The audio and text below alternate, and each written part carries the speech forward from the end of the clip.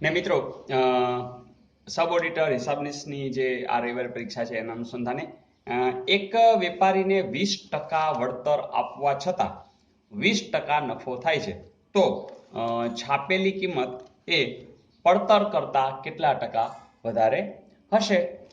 Simple, ફરીથી જ્યારે આપણે પડતર કિંમતને 100 ધારશું એટલે આપણું કામ બસ લગભગ પતી ગયું, કારણ કે 100 ના બેઝ ઉપર આપણે ટકા લેતા હોય છે. હવે જો 20% વળતર આપીએ, ધારો કે આ 100 વાળી વસ્તુમાં 20% વળતર આપો, ડાયરેક્ટ લખી શકાય કે 80 રૂપિયા હોય. ચાલો, એમાં 20% નફો થાય છે એટલે કે 120 હોય.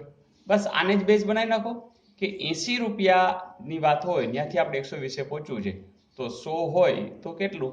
બસ 120 ગુણ્યા આ 100 છે છેદમાં 80. ચાલો, 4 દુ 8, 4 તેરી 12 અને 50, કેટલા જવાબ આવે? 150. એટલે કે પડતર કિંમત તમારી 100 હોય, ત્યાંથી ક્યાં પહોંચી ગયા? 150. તો 150 છે એ એની છાપેલી કિંમત હોય. તો પ્રશ્ન એવો છે કે પડતર કિંમત કરતા કેટલા ટકા વધારે? આપણે 100 ને બેઝ બનાવ્યો છે એટલે ખબર પડી જાય કેટલા ટકા વધારે, તો 50. તો આનો જવાબ આવશે 50.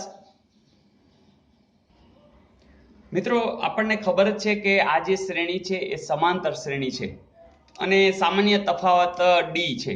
તો મિત્રો, આમાં એવું જરૂર નથી આ જે તફાવત હશે એ જ આ હશે, એ જ આ હશે, એટલે કોઈ પણ એક ચેક કરી શકો. જેમ કે આમાંથી આપણે આ બાદ કરીએ, બીજા પદ ઓછો પહેલો પદ એટલે સામાન્ય તફાવત, એટલે 7/2 માંથી તમે 3/2 બાદ કરો, તમને ખબર છે આનો લસા તો 2 જ આવે, ઉપરનું એમને જ રહી, એટલે 4/2 અને 4/2 એટલે કેટલા? 2. તો આ જવાબ. કોઈ કહેશે મારે 3/2 છે, મેં 1.5 કરવું છે, આ એટલે તો 3.5, આ તો કે 5.5. તો એમાં ખબર પડી જાય કે આનો જે ડિફરન્સ છે એ કેટલો છે? 2. પણ બધા ચેક કરવાની જરૂર નથી, કારણ કે શ્રેણી કેવી છે?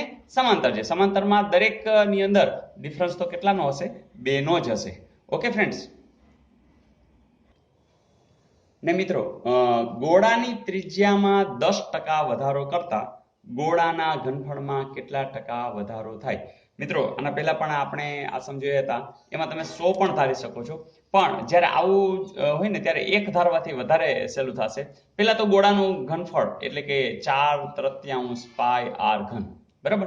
હવે એક ધારવાથી ફાયદો શું થશે કે ધારો કે પહેલા એક જ હતા, r એટલે જે ત્રિજ્યા છે એ ધારો કે 1 એકમ છે, એટલે શું થાય કે આ સીધું 1 નો ઘન એટલે કે 4/3 પાઈ મળી ગયું, બરાબર. હવે 10% વધારીએ છીએ એટલે જે નવો છે એ 1.1 થશે, બરાબર. હવે તમે જ્યારે મૂકો છો 4/3 પાઈ અને 1.1 નો ઘન, તો હવે જોવો જોઈએ 11 ગુણ્યા 11 એટલે 121, એના ગુણ્યા 11 એટલે 1331, અને 3 આંકડા પછી પોઈન્ટ, કારણ કે 1.1 1.1 આમ રીતના છે ને. તો આખી પોઝિશન શું થઈ? 4/3 પાઈ તો એમને એમ રહેશે, એ તો હતા જ. હવે ગુણાકારમાં શું આવ્યા? 1.331, એટલે 1 હતું, અહીંયા 1 હતું ને, 1 ની કઈ લખવાની જરૂર, એ વધીને કેટલું થયું? 0.331, એટલે 1 આટલું વધ્યું તો 100 એટલે તરત ખબર પડી જશે કે 33.1, અને એવો જવાબ અહીંયા આપ્યો જ છે. તો મિત્રો, અહીંયા તમે 100 પણ ધારીને કરી શકો છો, એ તમારું હોમવર્ક, પણ જવાબ તો શું આવશે? 33.1. મિત્રો, રીઝનિંગના આ સમની અંદર આ જે પૂછાય છે ને એમાં ખાલી એકદમ સ્માર્ટલી કામ કરવું ને તો આવું કરવાનું. જો આપેલા અક્ષરોની યાદીમાં કેટલા ઓ એવા છે કે જેની તરત પછી ક્યુ આવતો હોય, એટલે કે ઓ પછી ક્યુ આવતો હોવો જોઈએ, એટલે આ એક તો આપણે જોઈએ જ છીએ, બરાબર.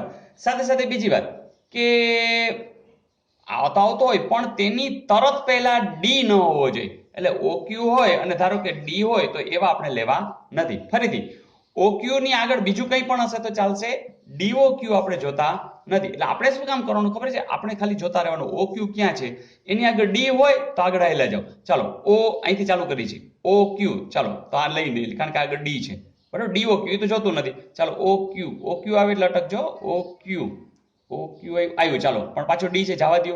ચાલો, હજી ઓક્યુ આવે એટલે કહેજો, ખાલી આટલું બસ જોતો જ જવાનું, એટલે એકદમ સ્પીડમાં એક જ વાર નજર થશે એટલે પતી જશે. ચાલો, ઓક્યુ આવ્યું અને એસ છે, ચાલો જોઈ છે. ઓક્યુ આવ્યું, આગળ ક્યુ છે, જોઈએ છે. ઓક્યુ ડી છે, નથી જોતું, ચાલો ઓક્યુ ડી નથી જોતું, ડી નથી જોતું, બરાબર. ઓક્યુ આવે છે પણ ડી છે એટલે નથી જોતું, પતી ગયું. તો એનો અર્થ કે આનો જવાબ કેટલો હશે? 2. એ લોકોએ વિકલ્પમાં ધારો કે આપ્યું હોય 0 1 2 3, તો એનો જવાબ શું હશે?